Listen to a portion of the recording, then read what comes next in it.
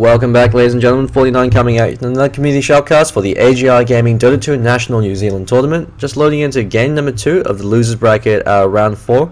We've got the Doto team up against Quick and Fast. Game number 1. Quick and Fast, despite having a strong early game advantage off the basis of their draft, with Timbersaw being completely uncontested in lane, able to pick up a lot of experience, get a lot of kills. Picked up a 23-minute Bloodstone, being an off-lane hero, not being zoned out at all. Was able to do a lot of work in the early stages of the game. The Tuskar wall response in conjunction with the Shadow Blade doing a huge amount of damage, but unfortunately, TDT were able to pull through. They picked up a very early BKB on the Mirana, very early BKB up on the Outworld Destroyer, and off the back of the huge team fight combination coming out with the TIdehunter Ravage as well as the OD Sandy's Eclipse, able to gradually leverage himself back into the game, just because the Anchor Smash completely negated Slark's impact in these engagements. And Quick and Fast, the biggest drawback is they had one pure physical right clicker, which was the Slark, and as a melee hero, always going to be called out with the Anchor Smash, and that just cripples his effectiveness in these engagements. First ban coming out from Quick and Fast is the Invoker. Teams still seem to be afraid of the Invoker, even though every single game the Invoker has been picked up and the games have casted. He actually winds up costing his team the game, just because he either heavily loses in the laning stage, especially with the recent nerf to the Cold Snap, and it forces him to go into a Quas Exorb, or he's up against a matchup where he's forced to go Quas Exorb, and even then, still somehow winds up losing the lane, and doesn't have enough mid-game teamfight impact to be able to help out his team compared to the other mid pickup. TDT banning out the Doombringer. They really don't want to fight against that Doom. They ban out the Tinker as well, so two very powerful heroes banned for a good reason. Batrider being banned, so exact same bans in the first banning stage for this, and TIdehunter immediately first pick for TDT. TIdehunter currently the most powerful off-lane hero in the metagame, just because he's so difficult to dislodge from a lane with the Kraken Shell, purging off debuffs as well as reducing damage coming towards him, so it's a free Poor Man's Shield at level 2, as well as the Anchor Smash providing that 60% damage reduction, as well as the ability for him to recover through doing Ancients. Quick and Fast, they've got 2 picks available for them, so they can go for a combo, such as the SD Mirana. They picked up SD first last time, and TDT were able to counteract that with the Mirana pickup on their end. Or they could decide to go for a more teamfight. For instance, they could go for the Faceless Void and Lich. Very powerful and very reliable teamfight combination. Or they could even pick up the Faceless Void and a very powerful mid lane hero like a Death Prophet, force the enemy team to start banning out these supports, or to completely disregard it. Since there are enough support heroes that you can't ban out that work well with Faceless Void, you can't ban all of them. Disruptor, first pick for Quick and Fast. Disruptor, an incredibly powerful offensive hero. The reason why Disruptor is so powerful is because you've got the repositioning ability from the Glimpse, which also means that if you lose a team fight and Disruptor's still alive and Glimpse is off cooldown, you're always going to lose another hero, or even 2 heroes, based on how long the chasing stage of it goes, just because he could glimpse them back if he has any kind of vision of them at all. And that means that the enemy team is able to snowball off the kills, you get a much bigger early advantage. As well as that, you've got the Static Storm and Kinetic Field combination. If you catch out 2 or 3 important heroes in that combo, even if you're able to just catch out one of the key heroes, the Static Storm will do so much work. One of the best ways to counteract the TIdehunter is the Static Storm, since the Kraken Shell, while it will purge off debuffs, the Static Storm constantly reapplies the silence.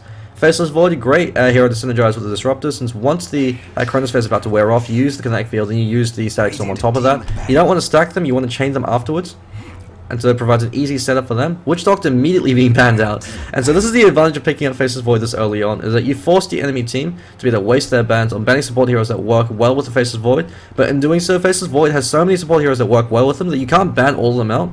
And so this is actually a bit of a trap coming up from Quick and Fast in regards to the picking and banning stage. Understudy's favorite hero, the Mirana, being Respect banned. And so Ancient Apparition once again being picked up. Crap Pack played a fairly competent Ancient Apparition. He was on the receiving end of a lot of burst damage, just because he was the only hero that they could actually reliably kill. And picking up a Faceless Void as well. Quick and Fast forcing the TDT to have to go for a ranged carry, since they can't pick up a melee carry against the Faceless Void, just because if he catches the hero out, the carry outside of the Chrono, he can't then help out the rest of his team, whereas if they pick up a ranged hero, they can at least stay back from a distance, do some damage. If they decide to ban out, for instance, the Lich, who combos well to Faceless Void, then they can pick up the Shadow Shaman. If they ban out the Shadow Shaman, they pick up the Lich. There's no real way to win against a Faceless Void this early on. The only way to do it is to be able to try to pick up ban out other heroes and make the other lanes weak. Since Faceless Void can function as a tri-lane farmer or as an off-laner, but by picking up Disruptor, Quick and Fast also get rid of Faceless Void's biggest counter if he's an off-lane hero, which is that Glimpse. So if you're able to Thunderstrike him before he time walks, so if he time walks into trees, Thunderstrike provides vision, you glimpse him back, then you kill him. Otherwise, if he panic time walks just as far as possible, and you glimpse him back, he's dead. So Faceless Void, very powerful offlane hero. But of course, that only really works if they decide to dodge the tri-lane. If they decide to clash the tri-lane, and it's TIdehunter up against Faceless Void, TIdehunter will destroy the Faceless Void just because of the Anchor Smash being so overpowered. As well as the fact that as a melee hero, he's always going to be eating the Anchor Smash every time he goes into last hit. Wraith King once being respect banned by quick and fast. So that Ancient Apparition Wraith King combo, Naga Whistle just being able to provide that durable support, as well as the Vampiric or a 30% lifesteal, turned out to be no joke, especially on the understudy, as well as I Walk on that Outworld Destroyer.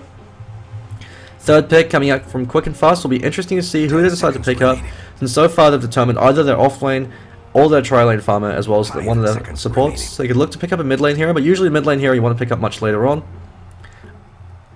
So they could be looking to pick up either a dedicated offlaner. Yeah, there we go. They've got the Clockwork Goblin, so it's going to be a safe lane Faceless Void, and Lycanthrope being picked up, the big bad wolf for TDT. Hero that's usually been called out in the first banning stage. Made it through the first and second banning stage. It's quick and fast, forced to go for respect bans. And so the reason why Lycanthrope is usually banned out is if you lose a fight against a Lycanthrope, you pretty much lose the game. You're going to lose a set of racks. Every time you win an engagement, you take a tower, you take 2 towers. And not only that, he also provides the Howl, which is incredibly powerful in conjunction with the Chilling Touch. So while Lycanthrope on paper is a terrible laning phase, if they're able to draft another aggressive tri-lane support hero, they actually can do a fair amount of damage. So it's a bit of a pity that the Venomancer was banned out. So Veno AA with Lycan, huge amount of damage coming up from them. Outworld Destroyer being picked up by quick and fast. One of the things that Lycanthrope has occasionally been used for is over the mid lane up against the Outworld Destroyer. And that's if you go for a much more passive oriented build where you want to max out the Howl and the Feral Impulse. Since in that case, just off the back of the Feral Impulse damage and the Howl, even if you only have 1 point up on each, you have enough base damage to be able to outlast hit the Outworld Destroyer. But Outworld Destroyer as a ranged hero inherently has an advantage, and he hits fairly hard. 10 seconds remaining. So all he has to do is keep poking and prodding you until you leave the lane. So Outworld Destroyer still gets a lot more out of the lane than that. But the Doto team, they have Viper available, the best counter to the Outworld Destroyer, as well as the Razor. Razor also a fantastic pick up against the Outworld Destroyer. Just because with the Razor, you go for Boots first, Static Link at 1. When Outworld Destroyer goes in for the Astral, you catch him out with Static Link, and they're going for my favorite hero in the game, the Viper. Probably the best 1v1 hero in the game, even better than the Outworld Destroyer, since he actually counters him. Every time OD tries to trade last hits, he's eating corrosive skin damage. Or Viper could actually go for a max Nether Toxin build, or 2 points up in Nether Toxin very early on. Every time he throws out right clicks against the OD, when OD goes into Astrolum, you throw out a few poison attacks, OD loses a lot more HP. So even if he's got the base damage advantage on you, you just right click him down. And when it moves into the mid and late game stages, if Faceless Void isn't able to catch the Viper in the ultimate, Viper can simply turn around and Viper strike him. That cripples Faceless Void's attack speed. And Faceless Void is a carry that's entirely dependent on attack speed. It's what makes him unique from other carries. Since Weaver and the PA, for instance, they don't necessarily have to build attack speed till much later on. Faceless Void, on the other hand, he gets all his damage from the time lock. So he wants to build as much attack speed as possible, just because time lock does double damage during the Chronosphere. And so if you just stack attack speed and max out time lock, you can do huge amounts of damage in the early and mid stages of the game. It's the reason why he's such a popular pickup in the current metagame. And so they've got their offlane, their mid lane, and their tri-lane already arranged. All TDT have to pick up now is another support hero to work in conjunction with the Ancient Apparition. And quick and fast, they have to know this. Since there's no other way they can lane this, and definitely not going to be a support TIdehunter. TIdehunter's always been run as an offlane hero ever since the rework to Anchor Smash, now working on Ancient Creeps, as well as providing 60% debuff as opposed to 40%. And so Clockwork up against TIdehunter actually is a fairly even matchup, just because Clockwork can control the TIdehunter by burning off his mana pool, and Lich being banned out by quick and fast. Lich is actually fairly effective against the Void as well. And if Void catches out his own teammates, then the Chain Frost, and he doesn't catch up the list, the Lich, the Chain Frost will destroy them. And also the advantage of picking up a Lich against the Void is if Void doesn't catch out the Lich in the Chronosphere, his teammates tend to clump when they go in to engage, and Lich is able to punish that. As well as the fact that Lich also has an amazingly powerful early game with a sacrifice as well as the Frost Blast. Reserve time. Fifth ban coming out from TDT, and quick and fast also the only hero they have left to pick up is a secondary support hero. So Disruptor, very powerful in the regards to how much utility he provides, but at the same time he doesn't provide a huge amount of burst damage or a huge amount of immediate lockdown. So that's what TDT have to work with. They might want to ban out a long range initiated support, or they want to ban out someone that has a lot of teamfight impact with the Faceless Void. So for instance, Shadow Shaman and Disruptor work very well. Since Disruptor can glimpse them back to give Shadow Shaman enough time to run in, shackle them. Once you shackle, you time the kinetic field to land on top of that, and there we go. TDT, read my mind, going in with the Shadow Shaman ban, and of course the Mass Serpent Ward's doing so much work. But they're going for a Sand King, a very, very greedy support hero. But if he's uncontested in the jungle, if they don't try to block his camps, if they're not able to hunt him down the jungle, and if they don't decide to clash try every try, Sand King can pick up a very early Blink Dagger and just rain all kinds of ruckus on the enemy team. And since the TDT have picked up a Lycan, quick and fast, they know that TDT, they can't clash aggressive tri-lane, so Lycan's so weak in the lane stage, especially compared to a Faceless Void as a tri-lane farmer, especially against the Disruptor Sand King combo. And so they know that they can afford to have a very greedy support hero. Since Disrupt, they're probably not going to be able to zone out the TIDEhunter. I mean, it's difficult to dislodge the TIDEhunter to begin with, so they're not even going to really try. They're not going to try to kill him. And they go for Naga Siren, so a very old school combo coming up from TDT. This is a Dota 1 combo with the Ancient Apparition and Naga Siren. But it looks like it's actually going to be a farming Naga Siren. The understudy, usually the carry player, could be a support Naga Siren with the Lycanthrope. Yeah, no, it has to be with the Lycanthrope. So support Naga Siren, so 4 and 5 with the Naga and the AA respectively. So the reason why it works is you throw out the net and you time the Cold Feet. The net provides enough time for the Cold Feet to proc. And then you go in for the kill with the Retard as well as Chilling Touch. Naga Siren, as the 4 position role, has been significantly nerfed, with Riptide having a smaller AoE as well as the Illusion doing a lot less damage. It doesn't necessarily nerf the 1 position Naga Siren, since the majority of your damage comes out from your Radiance. And so the Illusion damage isn't really significant, apart from in the very early stage of the game when you're trying to farm using your Illusions. So you're just going to introduce players from both teams over in Quick and Fast. Boondoggle, the offlane player, over in the Clockwork. Sack, going to be on the Outworld Destroyer. Hal, the 1 position player, over in the Faceless Void. Mr. Pazowski over in the Sand King. And Bagel up on the 5 position Disruptor. Mid lane, Iwalk over on the Viper. Mid lane player for TDT, the understudy. Looks like he's going to be playing support this time. 4 position role as Naga Siren. Nano Whistle. 5 position role as the Ancient Apparition. And Crap Pack, who was support last time. This time he's playing carry. Going for Hal at 1, very surprising considering the fact that Hal actually no longer is a 1.1 that it used to be. Only 14 damage at level 1 compared to 20. And already very, very aggressive ward being placed by Quick and Fast. They do not want to give Tide an inch. And Tide, he wants to go place a safety ward, but with the enemy team there, he doesn't really want to go forward and expose himself. Could actually be looking to place some unconventional safety wards, such as 1 here. So he knows if he places it there, it will be dewarded. The battle begins for good. As Pazowski, he must have seen that happen, especially with the ward there. He knows that something's not quite right. They need to deward this. Regen Rune over in the bottom lane. And Iwalk holding on to a skill point for now. Most likely will be Poison Attack at 1. Poison Attack at 1 is pretty much the universal level 1 build, just because while you do get more last hitting from the Nether Toxin, you just lose the Orb Harass. So he's going to focus on last hits. And already you're seeing the effect of the Nether Toxin. 10 extra damage at level 1 on a low HP creep. And Sack playing very passively as well. Hasn't decided to skill the Astro. But while I say that, Notra is going to be taking a fall with the Time War coming off cooldown. Never mind, the Boots first actually keeping himself alive. So good recognition from the TIDEhunter. Boots first is usually the standard offlane build, just because with the safety ward, all you have to do is play very safe and very passive. When the support's trying to rotate, you just want to waste as much time as possible. Don't try.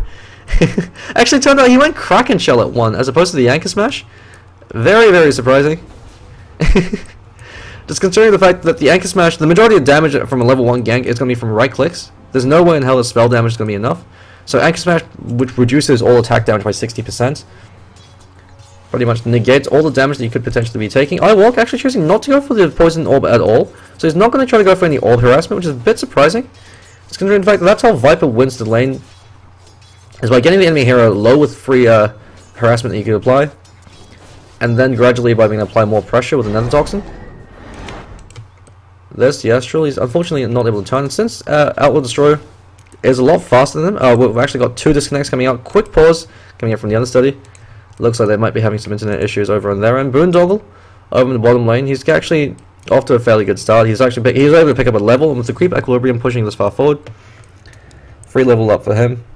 That's the advantage of Clockwork Goblin as the offlane hero. He could use cogs to be able to cog trap the creep wave in, but from the look of his mana pool, looks like he didn't attempt to do so. But it's impossible to dive against a Clockwork just because he could use the cogs to trap you or push you back. And so, with cogs lasting 5 seconds, especially against a melee carry, there's no way that they should be able to kill Clockwork Goblin unless he's somehow massively out of position and then waste the cogs, just because they don't have a repositioning ability to take advantage of Clockwork Goblin's cogs. Another combination that works very well is Rubik to counteract Clockwork Goblin. You lift him out of his cogs. An experienced Clockwork player usually waits until the lefts happen, then throws up the cogs. Or, of course, if he happens to use cogs to try to harass Crab Pack and happens to trap himself in with him. The Lycanthrope choosing to go for Wolves at 2. Yeah, fairly standard build coming up from him. Usually, with the nerf to Hal, you want to go for maybe Feral Impulse at 1. And to top it off, he hasn't even used... If you're going for a Hal at 1, the only reason why is so you can use it to help out your mid lane. But he hasn't even been using it. OD getting outlasted by the Viper. He's actually gone for 2. He's got 2 points up in the Nether Toxin, so if he gets a point in the Orb now, he can start doing a lot of damage to Sack. Or he could even be playing a very passive build where you don't pick up the Orb till level 5. Get 2 points up in the Corrosive Skin, 2 points up in the Nether Toxin. Iwalk actually looks like he's still having some kind of... There we go. Now he's back into the game. So he's playing a much more passive Viper. Boots flying up on him. Good awareness from the Viper. All he really needs in the laning stage. He doesn't necessarily need a bottle. You want boots so you could harass the enemy hero, since Viper's a very slow hero. And then you want to start building towards the mechanism. And OD, he's starting to feel the pain. Viper's hanging back as well. He's giving him nothing. He's not giving him an opportunity to go for the Astral. So while he's not aggressively trading hits with the OD, he's instead just going to hang back and passively win the lane. Now he's going to point up in the poison attack, so he can start doing a lot of damage. Especially with 2 points up in the Nether Toxin. Every time Sack takes some damage up against the 2 points in the Nether Toxin, he's going to be in a worse position than the Viper. From top lane, Nitro. He's got that safety ward, but Disruptor is right in front of his face at the whole time. And Sand King, he's doing what he does the best. Gonna stack up some neutral creeps, listen to some Darude. Try to get his Blink Dagger up as quickly as possible. Bagel just hanging around. While Disruptor doesn't have much burst damage, with Thunderstrike, he is excellent at zoning the offlaner. Since Thunderstrike does 160 damage at level 1, throwing a few right clicks on top of that, you're actually copying a lot of damage. And the boys from TDT, they're going in for a Smoke Gank over in Sack. They know Outworld Destroyer, similar to a Shadow Fiend, similar to an Invoker, very easy to gank, very squishy. You want to kill him before he gets the ball rolling. And since Viper's already winning the lane passively, winning the lane actively on top of that, this makes it that much more difficult. Poison attack unfortunately misses. And they're going in. The understudy leading the charge, he's got the most armor. And Snare, the Cold Feet. Cold Feet unfortunately isn't going to proc, but they're going to right click him down. And Iwalk gets the first blood. He's got treads off the back of that. Usually on a Viper mid, especially if you're going for if you're going to be the mech carrier, building the buckler will give you a lot more survivability. So treads first. Usually you want to just stick with naked boots, get a mech up, and then upgrade to treads. Just because if you go for the mech rush, especially with how effective you are at last hitting, you'll be able to pick it up in 7-8 minutes. Especially with the first blood kill that you've received, and that means that if the supports happen to rotate to try to kill you with the corrosive skin up and with the mech, they can't do anything. You can survive any kind of gank attempt they try to go for. Poondoggle. Trapping himself with some creeps. Creeps actually doing a fair amount of chip damage on him. Sentry ward being placed. They're trying to spot out the safety ward. But Mr. Mizowski's still hanging around in lane. Very surprised. Especially with the Sand King not, with the TIDEhunter not being able to do anything. He should be stacking and clearing out the jungle right now. He's got one stack over in the medium camp. But otherwise, the greedy pickup of the Sand King is completely wasted. If you're not taking advantage of this, he could easily farm up a 10-minute Blink Dagger just in the jungle and zone. Treads up in the Lycanthrope, so he's going to be going towards Vladimir's offering. Then maybe a Medallion of Courage before he goes to the Necro 3. Some players like to skip the Medallion and then go straight Necro. Other players like to go for it. Medallion of Courage gives you a massive increase in damage for the Lycanthrope just because he's got the best carry steroid in the game, the Feral Impulse. 30% attack speed as well as 30% attack. in conjunction with the Vladimir's offering, 45% attack that you get for free, plus 30% attack speed, which then synergizes even more shapeshift. And the fact that your wolves also have that crit, having a medallion coach gives you so much damage. Understudy's got to be fairly careful. Boondoggle catches him out with that. Never mind, he chose to go for a second point of flare instead of a third point up in battery assault. Usually want to max out the battery assault as soon as possible, so when you hit 6, if you find someone on their own, they're pretty much dead. You can't fight Clockwork with his right clicks as well as the battery assault damage. Outworld Destroyer, he's on mech duty. Iwalk, he's on it as well, but he's already got Buckler up, so he's got a huge advantage. OD's been getting nothing in this lane, and that's the disadvantage of picking up OD this early on. It's usually why you don't pick up OD until it's your 5th and final pick, since that gives you the 1st, 2nd, and 3rd banning stage through the ban out heroes that counter the Viper, the OD.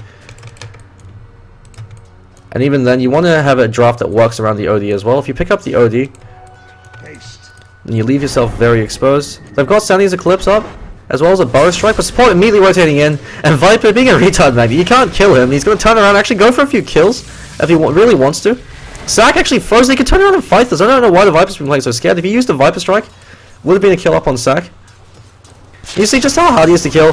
Turns back around, and he's going to be able to kill Mr. Pazowski, never mind, just barely shy. 3 points up in Nether Toxin instead of the Corrosive Skin.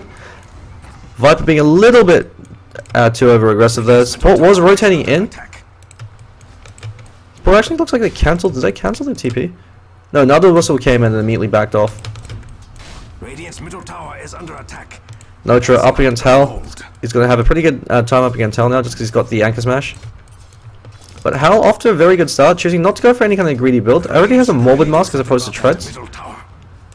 Mid lane doing as much damage as possible. Usually for the Viper, you don't really need a 3rd point in the Nether Toxin. 2 points is more than enough for the early stage of the game. You want to max out Corrosive Skin as soon as possible, since that's the ability that makes Viper overpowered. Since the issue with the Nether Toxin is it only works on one target, Corrosive Skin works on everyone that attacks you or even throws a spell your way. Every time Clockwork throws out a flare, he's getting snared. Every time if Disruptor drops a Static Storm, he's eating a snare, and since he's a slow enough hero as it is, could mean the difference between him getting caught out of position killed and him living. And on top of that, it reduces all incoming magic damage. And as the mech carrier, you want to make sure that you're always able to get the mech off. So having that kind of survivability is always helpful. The understudy, waiting in from the wings. He wants to go for a kill over in Boondoggle, but he knows that they're not going to be able to do so. Crap Pack melee hero, not going to be able to get in range. Notra caught up in the chrono. He's going to be taking the fall with the investment coming up from him. Kraken Shell debuff coming up. Spazoki doesn't have enough mana for another Burrow Strike, but if he really wanted to, he could pop that Clarity. And the second Time Walk coming out from Hell. The Time Walk buff reducing to 90 mana instead of 120 really improves Void's killing ability. It's the reason why he starts getting picked as an offlane hero. Sack going to be copying a fair amount of damage from Iwalk. With the death over on Viper, has slowed him down somewhat. But Outworld Destroyer only has been able to pick up 6 CS in the last minute. Mask of Madness up on the Faceless Void, so choosing not to go for Treads immediately goes for the Mask of Madness. And he pops it, going to town those creeps. Doing a lot of chip damage on the tower. Notra wishes he had that Ravage. Some neutral creep stacking happening. Sand King still does not have his Blink Tag. He hasn't been doing much of anything. I don't think he's been accomplishing all too much. He did go in for a gank over in the mid lane. He was able to secure the kill on the Viper. He was able to help out with the kill over on Notra. But he could have been doing that at the same time as farming up in the jungle. He's level 3 compared to the level 5 Disruptor. Disruptor's now got 3 points up in the Glimpse, and Notra has to be fairly careful. While he is tanky, the Glimpse back will ensure his death. Outworld Destroyer has actually recovered fairly nice. Never mind, no boots up on him, so he's just going for a straight up mech rush. Iwalk can actually be playing very aggressively when he knows that supports are in the top lane, but he knows supports are missing, so he's playing it safe. Choosing to max out the Nether Toxin. Very old school build for the Viper. Boondoggle is actually caught up with the Chilling Touch, so the understudy being able to make plays with the net, but even then, too tanky and too furious. He just walks away with the battery assault, covering fire against the Naga Siren. Invis Rune going to be spotted up by Bagel. He might be looking to pick it up. Notra has to be a little bit careful. Hal's got Chronosphere, and he's got a Mask of Madness. So he could drop that Chrono, drop Mob Spaghetti, and then go to town. is under especially since the once the Anchor Smash debuff wears off. But when it's up, TIdehunter's fairly safe. Since the damage reduction from Anchor Smash doesn't account for time lock, and with a maxed out time lock, that's a lot of damage coming your way, especially since it's double during the time lock, during the Chronosphere. So one potential for 140 extra damage on every 25% chance, so more or less every 4 hits. Arcane Boots up on TIdehunter. So unlike the Dire offlane where you have easy access to the Ancients, Radiant offlane doesn't have that advantage you usually make up for it by the fact that it's closer to the tower and by the fact that you've got the hard camp there. But since the supports have been completely on point with zoning him out, TIdehunter's been having to slog through the hard way. I walk with a mech up, wants to pick up a few more points as a corrosive skin before he really wants to take these engagements. Chose to go for a second point over the poison attack. Really helps out since it gives you a 20% snare as opposed to 10% snare, which is the only reason why you go for poison attack at 1 is just to give you that orb walking ability. Poison attack at 2 is when you actually start to become a lot more dangerous. Mr. Pazowski hanging around from the side. He tried to go in for a Burrow Strike, but Vladimir's offering already up on Crap Pack, so not only does it give you offensive capability, it gives you +5 armor to your teammates, who like the Ancient Apparition. He's got 3 armor, so he's getting more armor from the Vladimirs than he will ever have for a very long time. Naga Siren is already tanking up with 8 armor, now has 13. So early Vladimir's offering on a hero like a Lycanthrope can be an incredibly important item. And Clockwork Goblin, yeah, he's got 4 armor as well, so the Vladimir's gives you more armor than Clockwork Goblin even has. So it's a substantial increase in your physical EHP. Bagel trying to lead some XP. Catches out 1 in the kinetic field. Boondoggle actually could go in for a battery assault as well as the cogs actually traps him. But Song of the Siren buying some time as they actually right click down the cogs and simply walk away. Never mind, they're turning around, they want to engage on this, but Mr. Pazowski as well as Hal, that's the drawback of the Song of the Siren ravages into the Cubs as well. It's a huge clusterfuck happening. Hal takes the form of Mr. Pazowski, sitting there in Sandstorm plays from Darude. Bagel eats a Viper Strike to face, go down to the Wolves. Boondoggle pops cogs against Pazowski, also does one more right click. Fortunately, Burrow Strike a bit too early. If he Burrow Strike a bit later, he was disjointed. Boondoggle going to take one more right click from Crap Pack. And never mind, TIdehunter's Anchor Smash takes it. And that's a 4-0. Fantastic rotations coming in from both the Notra as well as the Viper. Outworld didn't even have to use mech for that engagement. He uses it now. And off the back of that, they should be able to take that Tier 1 tower. With Vladimir's offering up in the creep wave, they're going to be taking a lot more damage from the tower. Sack rotated, which is an absolute mistake. They can actually go for a kill on Sack right now if they're not too careful. Hal unfortunately didn't use the Chronosphere. He leaped in, thought he had an easy kill, but the instant Ravage coming out from Notra really messed things up. The Song of the Siren being used both offensively and defensively worked out for both teams, giving them time to rotate in. But the counter initiation of the Ravage, that's something that you always have to account for when you go in on the enemy team and when TIdehunter has TP up. Naga Siren actually is starting to pick up a fair amount of farm. As a 4-position hero, she does scale a lot better than the AA. Since AA, all he needs is the Agnum Scepter. Naga Siren can pick up anything. Chronosphere actually goes over in the understudy. He knows that Naga Siren, Song of the Siren is down. Turns around, throws at the net, but how to smacks him down. Iwalk actually could do a fair amount of damage on him right now. But he's going to be careful just because Boondoggle, with the hook shot, he actually wants him to go for it. He's being pinged out. Grab Pack saying, get the hell out of dodge. Not a whistle. He's going to be careful as well. Bagel and Mr. Pazowski ready and waiting in the wing. Sand King really wishes he had a Blink Dagger, or at least level 6. I'm not really too sure why they've been picking up, why they bothered to pick up a greedy jungle support like a Sand King against the offlane, because Bagel was completely zoning out the TIdehunter. Mr. Pazowski could have gotten a lot more out of this. He could have had a Blink Dagger up by now and level 6. And that would have been devastating, that last engagement, especially with the fact that you've got the Faceless Void Chronosphere. So Chrono up to Faceless, Sand King channels his ultimate, blinks into the Chrono, even if he's disabled. All the epicenter pulses hit. And that just devastates the enemy team. They could win the team fight, especially if you're able to catch TIdehunter before he, in the Chronosphere, before he ravages and you're able to kill him. Since he can't crack and shell the Chronosphere. Radiant's bottom tower is under attack. Hal looks like he's going for the loader build, so he's going to try to pick up a Maelstrom. Could have gone for a Hand of Midas, considering how much farm he received over in the top lane. We've got a lot of rotations happening to the bottom lane. Static Storm already being used. Crapback running forward. Sack. He has the Sandy's Eclipse. He hasn't used it, so he uses it now. A bit too late. Mechanism instantly flies out. Boondoggle is going to be taking it forwards. Understudy cuts him. Bagel fleeing for his life. He's salving up, but the understudy has net coming off in the cooldown. He could use it, chooses not to do so. Crapback, especially with Shapeshift, probably could have made it in time to go for another kill. But I guess he wants to hold on to his mana. They're grouping up and going for another push, so all they lose off the back of that is just 1 Radiant's The Boondoggle, the rest of them get the hell out. Kinetic Field being used. Gonna eat a net to the face. Other side's gonna follow up with a Riptide. A few more right clicks over on Bagel. Bagel out of mana, but he should be able to live. Stacks to back him up. So Mech coming off cooldown very shortly. bottom tower was never my favorite. Astral up on the understudy. He doesn't have an escape mech. He doesn't have enough mana for the Song of the Siren. Radiant should really do But something. Viper is there. He could have actually gone for a kill with the Viper Strike. It didn't have enough mana, never mind. Looks like he's going towards the Aghanim Scepter. Probably one of the best Aghanim Scepter upgrades in the game. Radiant's middle tower Because it is gives you under 950 range, 12-second cooldown. attack. So you could use it. So that means that if Faceless Void doesn't catch you in the Chrono, you could just turn around and Viper Strike him. It means that you can catch out slow support heroes. So if you see the Disruptor, he's too slow to get away from you, you Viper Strike him in the face. Especially since Viper is such a slow hero, the Aghanim Scepter upgrade really helps out. Gives you a lot more team fight impact. You can always go for the Yasha, go for a much more greedy carry style build. A Viper doesn't necessarily need to build damage, as long as he's alive in these engagements. And with the Aghanim Scepter, all he has to do is just walk around ulting people and just right-clicking them down. He's got excellent time on target, just because every ability he has slows them, apart from the Nether Toxin, that just kills them. Farm has actually slowed down fairly significantly. He's got enough to pick up his Necro 1 and with a bit more gold. In terms of net worth, still leading the scoreboard since he hasn't taken a death. But surprised they haven't taken that many towers, considering they've got the Lycanthrope, but they're playing it safe. They want to wait until they have the Necro 2, Necro 3, before they really take an engagement.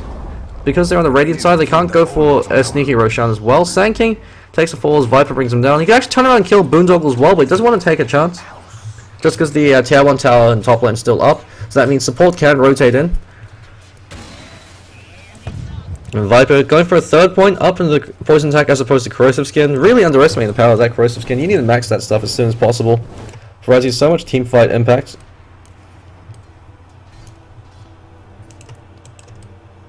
Outworld Destroyer, bottom lane, continuing the farm. Looks like he's going to have to go for a 4-star just so he can stay alive in these engagements. And then he might want to look to pick up a BKB so he can survive he has to pick up a BKB so he can survive the Ravage. So Outworld Destroyer, while a very powerful late game hero, especially in conjunction with the Faceless Void, they need to get a lot of farm on their end. They need to start getting they have to get BKBs up so they don't get caught up by the Ravage. Unless the Faceless Void is able to land some amazing Chronospheres.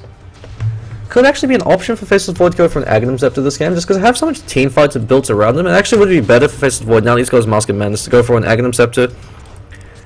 So that means that they could actually win team fight engagements. It's a 60-second cooldown with the Chronosphere compared to the 120 of Ravage. So if you happen to lose a fight with Ravage, next fight you've got your Chronosphere and he doesn't have his Ravage, you can take an engagement, try to bait out the Ravage if you can, or if you even see the TIDehunter, just Chronosphere and go for a kill. Iwalk actually can take a kill on Boondoggle right now. Still playing it very safe just because he knows that support can't rotate in. And he's almost got his Aghanim Scepter, 1,000 gold away. That's an absolutely terrifying prospect for the enemy team, especially since Sand King still no Blink Dagger up on him. Not really too sure what they were thinking with the Sand King pickup. It does synergize with their lineup, but they haven't been utilizing Sand King's biggest strength, which is his ability to go into the jungle and pick up a Blink Dagger that early on the support hero. Especially since TIDehunter isn't really going to be able to do anything. Bagel's doing everything he can to zone out the TIDehunter, and Notro was completely zoned out. So Mr. Bizowski, questionable decision making coming up from him, but that being said, they still have that massive teamfight impact. Once he does get that Blink Dagger, they will be able to decimate these teamfights, so they're giving a lot of space to do so. Would have personally liked to see a lot more neutral stacking and a lot more neutral clearing, since even if he doesn't clear it out, Hal with the Maelstrom as well as the Mask of Madness can clear it out very easily. So stacking neutral creeps just increases your team's GPM. Ancient Apparition looks like he's going for Earn the Shadows. Naga Siren with treads up. Top tail taking a fair amount of chip damage with 2 heroes there. And they see 4 heroes in the mid lane, so they could actually commit for a split push, go for a trade. They know that they probably can't defend this, especially with the Ravage up, so they could at least try to take the tail one over the enemy team. Bagel hanging around the wings. So his Thunderstrike actually very exposed. I don't know why he chose to do that, especially since they know that he doesn't have the rest of the team. The Ancient Apparition Ice Blast flies on Bagel. Bagel's going to die to the Shadow Debuff. Sack running forward. Nosher actually can commit the Ravage if he really wants to. Boondoggle pops Cogs preventively. Top tower falls in the meanwhile. And now support's rotating. They have to get the hell out. They have to use Song of the Sign immediately. Understudy, this could be a huge one. He has to drop Song of the Sign. He does it! Just barely catches him out. Cancelled it, unfortunately. Not too sure why he cancelled it. Maybe he thought he could turn around. Now the Whistle's going to be taking a fall. Viper Strike flies out. Ravage is wasted, and Hal backs away. They can turn around. Astral Imprisonment saving by destroying that last click. Nitro fleeing for his life. I walk. They should be able to disengage safely. But that's a wasted Ravage. And a wasted Song of the Siren. That's a 3-minute cooldown for Song of the Siren. And 2-minute cooldown for the TIdehunter's Ravage. Massive window of opportunity lost. Gained for quick and fast. They can actually take the tier 1. Actually take the tier 2 tower. Back off. Get a bit of health. They still have Epicenter available. And with that tower, Mr. Pazowski, who I've been ragging on this entire game for being so inefficient with his supporting, now has a Blink Dagger. 10 minutes late, but better late than never.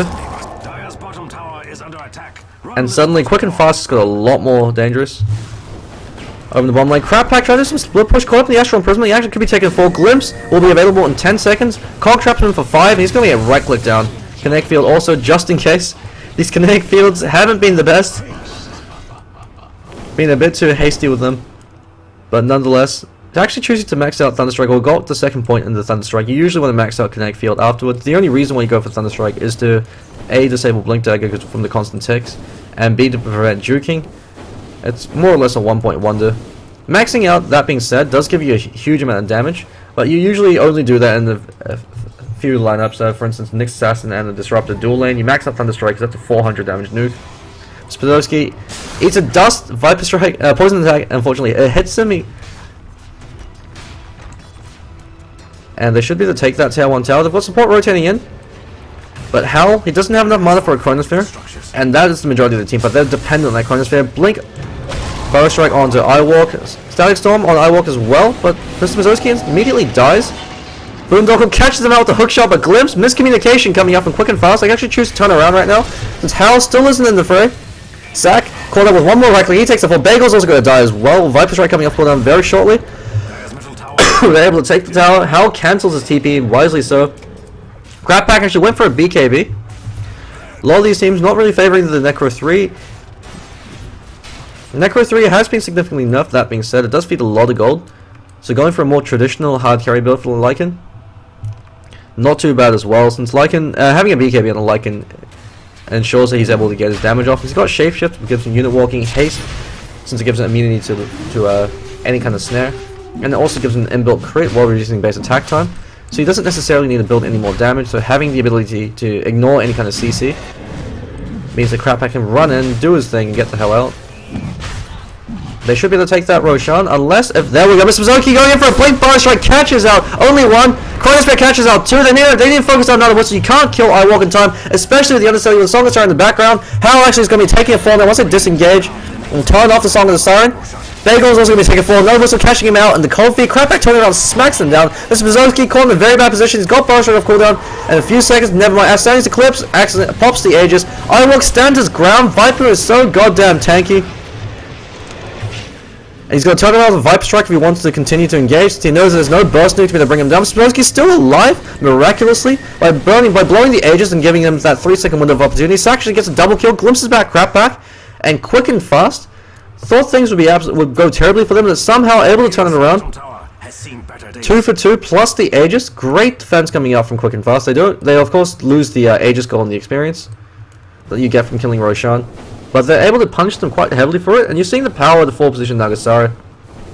TDT, they know that they can't stop the Chronosphere, so the best way to do it is to force Void to have to think of as many things as possible. He has to catch out the Viper so he doesn't get Viper Strike, he has to catch out the Naga Siren so he doesn't get Song of the Sirens, he has to catch out the TIdehunter so he doesn't get Ravaged.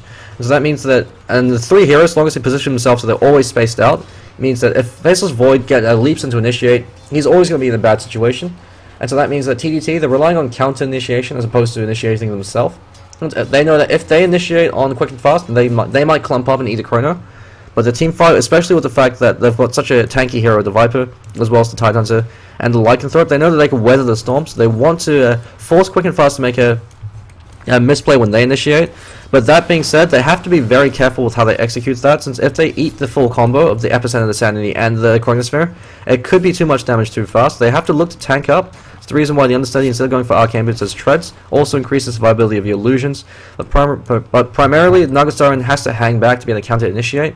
And that means that if Faceless Void goes for a BKB as well, which looks like he's going to be forced to do so, just so that he's not called out in the Song of the Siren, if he doesn't catch out enough heroes, they can actually turn around and try to kill him, because both Net and Viper Strike goes through BKB. And so if he's the only hero that's not slept, and he's not able to catch out. He's not able to catch out the Viper. They can turn around and do a fair amount of damage to him, or at least impede his ability to be able to do a huge amount of damage through the Chronosphere. Mr. Bezowski, he really needs level 2, level 3 FSN as soon as possible. He's going to have Arcane Boots up fairly soon. Crab Pack will be interesting to see what item he chooses to go for next. Could go for something in Assault Cuirass, especially in conjunction with the Vladimir's offering. Plus 10 armor to his entire team. Really helps them weather all the damage coming out from the Chronosphere. It means that the Ewok, plus 15 armor on him. Plus 22 if you include the Ring of Aquila buff. So that makes him very tanky. It means that Void won't be able to kill Viper in the Chronosphere. So Viper's actually a false flag. You never want to focus the Viper unless you could kill him outright at the very start of a fight without expending too many resources. But that being said, since Viper is so tanky with Corrosive Skin and with what looks like a BKB, you might as well, it would be better to ignore him, but at the same time, if you ignore the Viper, he will kill every single support hero that gets in range. So it forces the enemy team to a lose-lose. Do you focus the Viper, in which case you leave Crap Pack to be able to run rampant over the enemy team, and that also means that you're using all these spells to try to lock down the Viper and to kill him. That could have been used on the Lycanthrope, that could have been used on the TIdehunter, who's going to be able to get that Ravage. So TDT, attrition-based lineup, they're forcing the enemy team to lose-lose. They know that all they have to do is make it difficult for the enemy team to be able to do their thing, which is that team fight wombo combo. And so he runs up, throws out the and snare over on Bagel, actually eats the Barrow Strike to the face, eats the hook shot as well as the Static Storm. The Understay, so much hate on that hero. Howl, time walks forward, eats the Viper Strike from Ewok. Ewok's in caught out position, he's going to be taking a fall as well, talking about the importance of positioning. Understudy getting a bit too YOLO, pays for it with his life. Turns out Swagger is for boys, class is for men. Understudy learned that to his dismay as Howl doesn't even have to commit time or a Chronosphere to that. And so he's going for that BKB. Crap Pack, BKB up on him for a while. He's got the 10-second BKB still. Will be interesting to see what item he chooses to go for. Would like to see the Assault Cuirass, especially since it fits the kind of lineup that TDT are trying to go for. They want to be able to weather the first few attacks. But that being said, Sack with the Arcane Orb just tears them apart. If he's forcing the Viper to go for a BKB, since otherwise Viper will easily drop to the Arcane Orb of Sack. So while Faceless Void won't be able to focus fire down the Viper, him in concert with the OD should be able to. So a lot of pressures on this Outworld Destroyer, but he's picked up a Sheep Stick. No 4-star for him. Bit surprising he chose not to go for the 4-star. The reason why you go 4-star on the OD is so that you have the ability to be able to chase. Since OD is a fairly slow hero, if you could 4-star yourself forward, get that critical Astral Imprisonment at the right time on the fleeing hero, you've got that chasing ability coupled with the Glimpse, but I guess he's relying more so on the Glimpse from Disruptor. Saves some 2,300 gold at any point. Another Whistle. Almost level 2 ultimate up on him. Understudy 3-man smoke gank happening from the boys of TDT. Ewok almost as his BKB. They might want to chill out until they have that BKB though, since Viper will be torn apart by the OD. Especially once OD picks up his BKB. But that being said, if Viper catches out the OD with the Viper Strike, it cripples his attack speed. Since OD doesn't have much attack speed to work with. Kaspersky, if he Barrow Strikes immediately, he can actually catch out 3. Slow reflexes on him, he's going to pay for it with his life. If he reacted immediately, he could have called out 3. Sports could have rotated in. But that being said, easier said than done. Understudy grouping up over in the bottom lane. A lot of gold up on him. Would like to see him build a Heaven's Halberd, so that forces the OD to build a BKB of his own, but it looks like he's going towards that already. Also means that once the BKB starts to wear off in the later stages of the game, once it becomes a 4-second BKB, it's a lot easier, but instead he's going for a Blink Dagger. So going for him from some YOLO Song of the Siren players.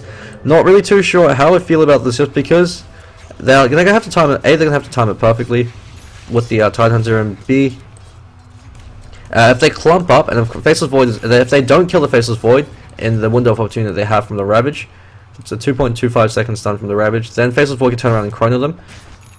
And that does not end well for them. Crap Pack choosing to go for the Necro 3, so a very delayed Necro 3. I don't know why he chose to go for the BKB then, since the BKB he hasn't been active in these engagements. If he had a Necro 3, that last engagement when they're fighting mid, he could have simply gone down the Tier 3 and done a lot of chip damage. Necro 3 is an item you want to get online as soon as possible. Just because the later the game goes, the less powerful the Necro 3 becomes. And it means that in the early to mid stages, of the game, where teams are more likely to accidentally lose team fights or to get wiped, having a Necro 3 it means that you can punish them immediately. And also increases your DPS more than the BKB, just because your Necronomicon minions receive the unit walking and haste from the shapeshift. They also receive Feral Impulse, and they receive Hell. Pipe up on the TIDEhunter. So he has forced to build a pipe of inside up against the Sand King. Pipe's a great counter pick to the Sand King. So usually Pipe is an item you have to use proactively before you go into an engagement.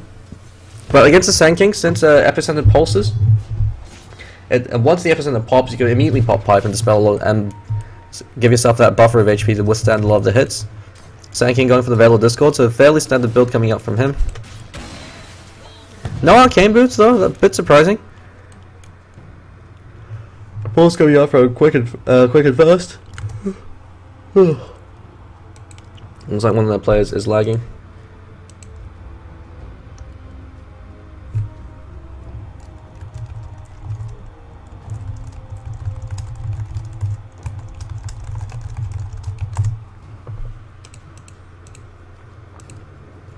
Just gonna do a quick Golden EXP check while the game is paused. Looks like a 6,000 gold lead in favor of TDT, but that is starting to taper off. And only a 2,500 EXP lead, so the game is still fairly close. A huge team fight can easily swing that around. It's a bit risky going for the Blink Dagger and the Naga Siren, but at the same time, the advantage of the Naga Siren Blink Dagger is it means that she can hang way back in these engagements, wait for the Faceless Void to pop his Chronosphere, then blink up with the Song of the Siren and immediately catch him out. So that means that Void is going to be he won't be able to ever catch out the Naga Siren. And if he doesn't have a BKB, he's going to be caught up in the song. If he does have a BKB and he doesn't catch up the Viper as well, Viper can turn around and Viper strike him. But most likely, Void will probably want to initiate over on the Viper, since if he catches out, he doesn't have to catch out the Lycanthrope, since Lycanthrope can't do anything as a melee hero. But he wants to catch out the TIDEhunter. So, but Tide with a blink as well, very difficult. So Viper's going to have to be the retard magnet for his team. He's going to be sitting in the front line, drawing as much fire as possible, and then hope to God that the rest of his team can come in time to back him up. You know, level 3 Viper Strike, so 80% movement and attack speed snare, stacks with poison attack and with corrosive skin. So if he's able to use his entire gamut of abilities on the OD, completely cripples his ability to throw out attacks. Looks like Faceless Void's reconnected, so we should be good to go fairly shortly.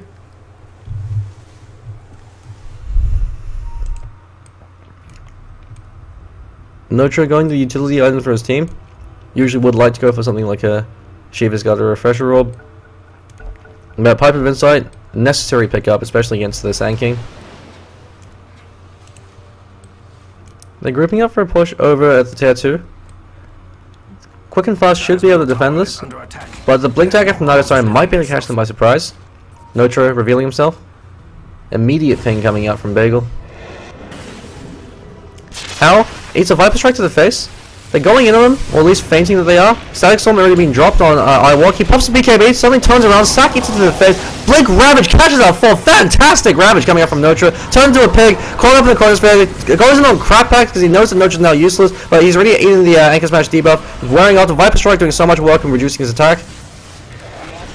And Bagel, poor Bagel. Boondoggle gets spin in the face, gets smacked up. Outworld Destroyer actually dies in the background as well. And there should be the break high ground off from this.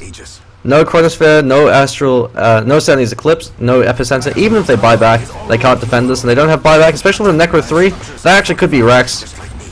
They can't defend this. That's the reason why Lycanthrope is banned. The Death Ball is too strong. If you lose a single fight to him, you lose Rex. If you lose a hero, you lose a tower. He punishes every single mistake you make. Nitro just being a dick, blinks in, spits in hell. And they take the one set of Rex, so the mid lane Rex. Gone for quick and fast. TDT. A really good execution coming out from them. The understudy using that Song of the Siren to catch out Bagel. So it's just used as a cleanup Song of the Siren. But Notra, fantastic Ravage, catches out 4 with that. And the Viper being the retard magnet, baits out the Static Storm, baits out OD, gets them to clump, pops the BKB, says surprise. And off the back of that, and on top of that, they're going to clear out their ancient stack. It's only a double stack, but still, every bit of gold helps. And the understudy blinks himself into the trees and then catches, and then tries to illusion himself out. Still stuck. Hal pops his Mask of Madness, he's ready for Mom Spaghetti, turns around, tries to duel the crap back. The rest of his team is now there. Understudy really is kicking himself for not being present. He can blink himself out, however. Now the whistle turned into a pig, and Sack will be smacking him one more right click. So much damage coming out from the Outworld Destroyer. Hookshot from Boondoggle actually catches out the Understudy. Notro looks like he got a kill over on the Sand King. Boondoggle going to eat one more right click from Iwalk and take a fall. Notro stuck in the trees. What the hell is going on with this engagement? Sack smacks him down again. Very, very costly engagement for TDT, but they're turning around. They want to go for a kill. They need to kill Hal. They need to kill Sack, but Hal has Chronosphere. Iwalk, he has to immediately ult him. They clump up for this huge misplay coming up. Unfortunately, it catches Sack. Chronosphere, if he placed a bit far further forward, and they're going to tank it through. Iwalk turns around and kills him. Never mind, the Astron Prism buying himself some time. One more right click on Sack, he should be able to do the job. Hal time walks himself to safety, but Viper Strike will be off cooldown very shortly. And also looks like Bagel took a fall in the background. Bagel did. It looks like the Lycanthrope was able to kill him. The Jukes of Hazard coming up from Hal. The Jukes up the Viper. Roshan is up, so they can go for that. Radiant's top tower is under But a very messy fight for both teams. As two heroes got stuck in trees. And Crap Pack. Necro 3 up for him. BKB probably wants to go for something in Assault Cuirass. Gem of True Sight up for the TIDehunter. So he's going to use that to deprive the enemy team of map vision. Also has a Null Talisman, so it's indicative of the fact that he wants to go for a Veil or Discord. Which is a bit interesting considering the fact they don't have enough magic damage to really work with it. I guess you do have the damage coming up from the Ancient Apparition Ice Blast. But even then, it's not really enough magic damage to warrant going for a Veil or Discord, considering the fact that you could, that's half of your Refresher Orb if you choose to go for it. If you chose to go for it. Notro doing some de-warding around Roshan. That's the reason why you bought the gem. They want to take away map control from the enemy teams. So you see no wards up for the Dire side. And with that double damage, they might be able to try to sneak Roshan, but at the same time, Chronosphere, it makes Roshan an incredibly risky prospect. You do not want to give away a free edge, especially at this state in the game, where one team life for your team could spell the difference between winning and losing. 12,000 gold lead in favor of TDT, with what looks like a 7,000 EXP lead. But that's a lot of sprees that can be ended. Sack waiting in the wings. Hal. We've got a tactical puppy paws coming out as the Naga Siren Illusion almost spots up, and then it turns out it's major lag. Naga Siren Illusion might actually spot out Hal. I believe it has. But Clockwork Goblin too far away. TDT, they have to back away. Never mind. Boondoggle too far away. They're going to be able to take a free Roshan. Unless if Hal tries to go for an Aegis Steal with the Chronosphere. Mr. Pazowski, he's thinking about it. Channeling that episode, they're just going to go for an Aegis Steal. Catches out Crap Pack with that episode. It's going to kill him with all the damage coming out. Never mind, just barely keeps himself alive. Boondoggle finishes him off with Rocket Flare. Chronosphere catches out too. I'm just saying, no Sovereign Siren for you. You ain't singing for shit. Gets caught up with his Sandy's Eclipse, which kills him. Iwalk pops his BKB. Turns around, but he's going to be taking a fall. Never mind, there's the Ravage. Unfortunately, BKB just worked for having waited a second longer. Iwalk's going to be taking a fall to Sack, who's doing so much damage right now with the Chronosphere. Never mind, actually might keep it alive. A Necronomicon Warrior kills him. Iwalk walks himself back to safety. Looks like he's going for MKB or a Daedalus is his next big item. Would prefer the MKB up on the Viper. But that being said, Daedalus also not too shabby. Would actually prefer a harder Terrace, since Viper's job is just to draw fire and be tanky. But at the same time, great fight being won by TDT. Just barely winning through on the skin of their teeth. Quick and fast, they at least were able to get a few key kills, preventing that Song of the Siren from being used, but Viper proving to be far too tanky to deal with.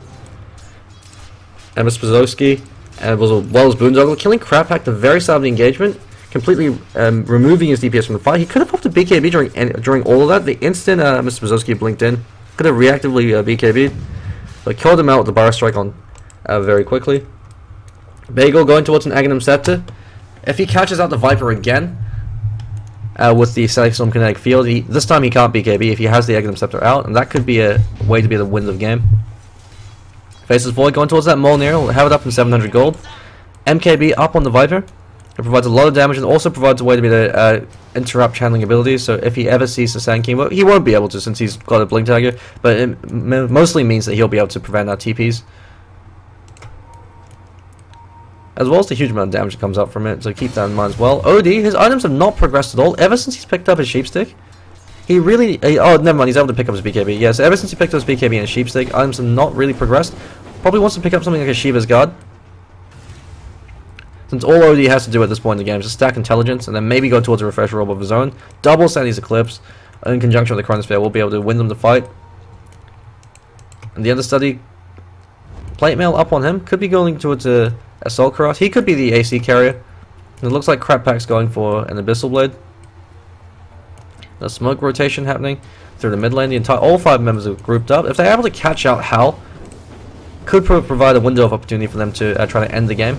But it looks like Sack is going to be the target, but Hal clumped up as well. Blink's on its own initiation would actually catch out both of them, but they know they don't have enough damage to be able to kill both Hal and Sack, or Hal during the 2.5 second window that you get from the level 3 Ravage. Molnir now up on Hal, so it's going to make him that much more difficult to deal with. So I'm just going to do some D-warding. Faceless Void might actually consider going towards the Aghanim Scepter for the increase to lockdown, since OD's the one that's actually doing all the damage. And having that Chrono up for every fight could be a huge deal breaker. Or at the same time, he could just decide to build damage instead.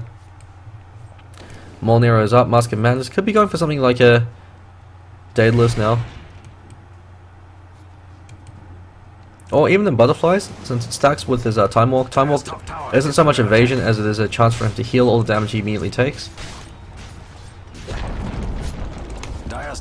Understanding going to clear out the creep wave with the Anchor Smash as well. So Reptile, it looks like they're going in for a flanking maneuver. They might go in for a backstab. They smoke ganked them to catch them from the side. This could be a great gank opportunity for them. Hal's going to spots out, breaks the smoke, catches out 3. They need to be able to kill the understudy since he's going to be able to use that defensive Song of the Siren. Astral Prisma drops, almost instantly kills 3. Another whistle, flees for his life, throws out the ancient personalized blast, just hits Bagel, last poor Bagel. Mr. sitting there saying the rude in the meanwhile, praying to God that Notra isn't around. Iwalk just walking all over them. Sack tries to TP but gets smacked down with an ultra kill. Mr. Vazowski fleeing for his life. Buyback coming up, but without Astania's Eclipse, I don't think they can defend this. Crap Pack is still alive. Necronomicon unfortunately was on cooldown, but with Wolves and Hal just with himself being able to provide that right click damage, still hasn't been using Hal. Sack called out with the Viper Strike, no BKB up on him. He's got a Sheepstick in 1 second, but he's actually called out with a first hit bash from Crap Pack.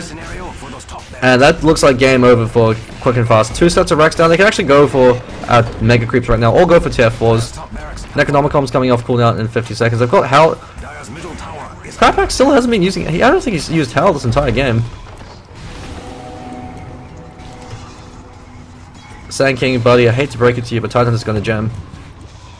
And they're just deciding to go for tier 4s. Looks like that's game. So TDT will be advancing over to the semi-finals up against, I believe it's YOLO Brand Swagatronics, to determine which team makes it into the grand finals. Mr. Pazowski trying to do what he can. Chronosphere is up. Unfortunately, catches up Mr. Pazowski as well. Eats the Viper Strike to the face. Really cripples his attack speed. Even that being said, though, with the Molnir as well as the Mask Command is doing a lot of damage. Iwalk doing so much damage right now with the MKB. Was questioning the MKB pickup as opposed to the Harder to Rust, but he's making it work. He's doing so much work in these fights. With the Nether Tox as well as the MKB procs. Another ultra kill for Iwalk. 20 for 2. He's only died twice this entire game. And GG, well played. Being called out as both teams. With some good back and forth action happening with Quick and Fast. It looks like TDT proved themselves to be the victor. And they're going to let the throne fall. 41 minutes and 42 seconds into the game. Looks like that's game number 2 of the loser bracket round 4. The Doto team will be moving on to the semi-finals up against YOLO Brand Swagatronics, and the winner of that will move on to the grand finals up against Moving Experience, which I believe is tonight at 7 PM. So the next series of games, the semi-finals, I believe, will be casted by the Buds as well as Dinosaur, so the 2 guys that are organizing the tournament. So that'll be it for now, but they should be back for the grand finals starting around 7 o'clock. Stay tuned for more Doto, and that should be it for now.